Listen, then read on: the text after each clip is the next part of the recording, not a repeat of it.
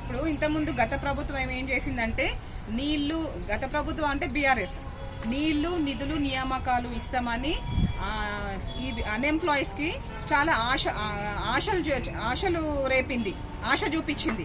So మేము నమ్మేసి ఆ ఆశతోని నిజంగానే మాకు జాబ్స్ వస్తాయి, మాకు నీళ్లు నిధులు నియామకాలు వస్తాయని చెప్పేసి ఆశతోని ఎన్నో ఆశలు పెట్టుకొని మేము బీఆర్ఎస్ ని అధికారంలోకి తీసుకొచ్చాం గతంలో. కానీ వాళ్ళు ఏం చేశారు, మొత్తం దాన్ని మమ్మల్ని డిస్ట్రాయ్ చేసిండ్రు. 10 సంవత్సరాలు మాకు ఉద్యోగాలు లేకుండా, జాబ్స్ లేకుండా, మాకు నీళ్లు నిధులు నియామకాలు లేకుండా చేసిపోయినరు వాళ్ళు. ఇప్పుడు అయితే మీరు అధికారంలోకి వచ్చారు, ఎట్లా మళ్ళీ అదే మమ్మల్ని మీరు ఏ విధంగా రెచ్చగొట్టిండ్రు, ఆశ చూపించారు. ఏది ఇట్లా కొత్త చెట్టుకి పాత చెట్టుకి ఇట్లా కొత్త ఆకులు వచ్చే విధంగా మాకు ఆశలు చూపించారు.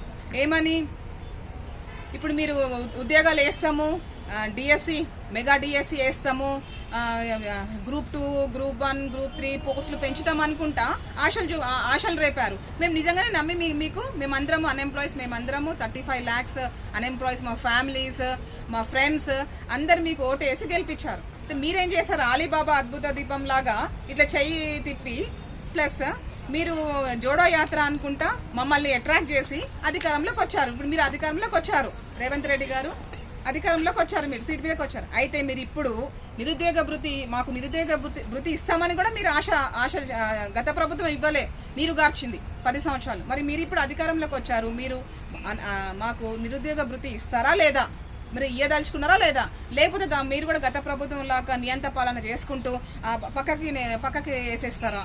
మరి ఏం చేయదలుచుకున్నారో మాకు సమాధానం మీరు ఇవ్వాలి, చెప్పాలి మీడియా ద్వారా. మరి మాకు ఇన్ఫార్మ్ చేయండి, ఎందుకంటే 35 lakhs మెంబర్స్ అన్ఎంప్లాయీస్ మేము రోడ్ల మీద ఉన్నాం, మాకు జాబ్స్ లేక. ఇందులో అందరు డబుల్ పీజీలు పిహెచ్డీలు చేసిన వాళ్ళు దునియా మంది ఉన్నారు. అయితే మేము మరి బతకాలా చచ్చిపోవాలా? ఇప్పుడు మా కుటుంబాలు రోడ్ల మీద ఉన్నాయి, మా జీవితాలన్నీ నాశనం పట్టించారు గత ప్రభుత్వం. మీరు కూడా ఆ విధంగా నాశనం పట్టించాలని డిసైడ్ అయ్యారా? ఏం అవదాల్చుకున్నారు మీరు? మాకు సమాధానం కావాలి. లేకపోతే మాత్రం అందరు ఇప్పుడు ఆల్రెడీ నిరుద్యోగులు అందరూ రోడ్డు మీదకి వచ్చారు, మరి ఆలోచించుకోండి ఏం చేయదలుచుకున్నారో. మాకు తక్షణం మీరు మాకు నిరుద్యోగ భృతి ఇచ్చి మాకు ఉద్యోగాలు కూడా ఇవ్వాల్సిందే. మీరు అన్నారు కదా గవర్నమెంట్ జాబ్స్ రాకపోతే ప్రైవేట్ జాబ్స్ ఉన్నాయేమో కదా, ఇదే యూనివర్సిటీలో దునియా జాబ్స్ ఉన్నాయి. అసలు ఈ యూనివర్సిటీలో అసలు ఏమంటారు రిక్రూట్మెంటే లేదు. ఈవెన్ మేము పిహెచ్డీ చేసి 10 years అవుతుంది, వీసీలు నియామకాలు లేవు. మరి ఎందుకు ఇన్ఛార్జ్ వీసీలు అని పెడుతున్నారు? మీరు ఇన్ఛార్జ్ ఐఏఎస్ ఆఫీసర్లు అర్హత ఉందా? ఐఏఎస్ ఆఫీసర్లని మీరు బీసీలుగా నియమిస్తున్నారు. ఎందుకు అంటే వీసీకి కొత్త వీసీలను నియమిస్తే వాళ్ళకి మళ్ళా అధికారం వస్తుంది, వాళ్ళకి ఏమంటే మళ్ళీ శాలరీ ఇవ్వాల్సి వస్తుందనా? అంటే ఇప్పుడు ఐఏఎస్ ఆఫీసర్ ఆల్రెడీ శాలరీ ఇచ్చానతోని డబుల్ పనులు అక్కడ పని ఇక్కడ పని చేయించుకుంటున్నారు. మాకు కావాల్సింది వాళ్ళు కాదు కదా, మాకు కావాల్సింది ఇక్కడ యూనివర్సిటీలో ఇక్కడ అంటే టీచింగ్ ఫీల్డ్ లో ఉన్న వాళ్ళే వీసీ కావాలి.